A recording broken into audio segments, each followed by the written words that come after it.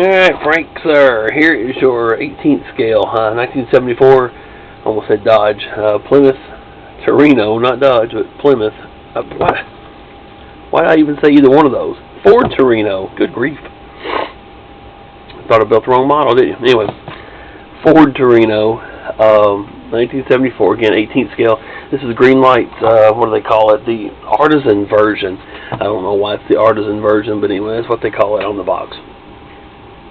Again, some of you probably recognize this, some may not. Us older folks know it's Starsky Hutch, TV show, car from back in the day. Pretty popular TV show, as a matter of fact. But anyway, wasn't one of my favorites. My brother liked it. The deal with these newer cars, the castings on these, they're not doing opening hood, door, trunk, or anything on these. Just a solid frame or a solid body. Like I said, no opening parts at all. So you said you want it built like a couple of the other ones that I've done before. So I went ahead and just made a small hole in the bottom. Well, not a small hole, but anyway, big enough for the battery to come in and out. I've got foam lined in there, so that'll kind of help it stay in place. But it's still easy enough to change. That way you don't have to take all the screws out to change the battery. While we're under here, you'll see the main power switch here, and then also switch for the siren, which the siren is like really loud because of the way I have it mounted in here. So don't get too mad at me when you hear it in person.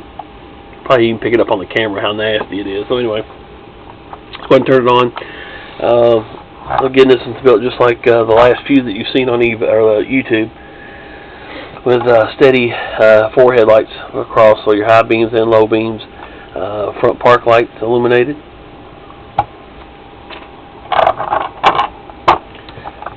tail lights. Again, I don't just drill a hole and stick an LED in there like some builders. I actually cut away all the metal and the area back and behind there, so the entire tail light lens illuminates all the way across. Looks a lot nicer. Takes a little bit longer to do it that way, but that's fine. And of course, the red fireball on the roof. You got to have that on there.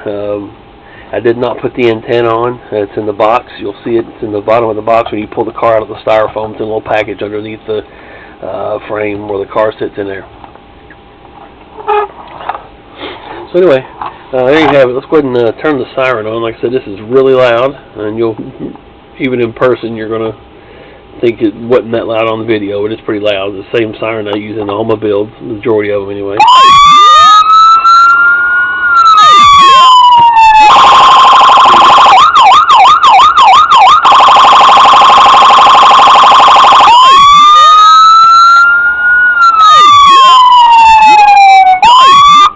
It's really loud, so you may be mad at me when you get it.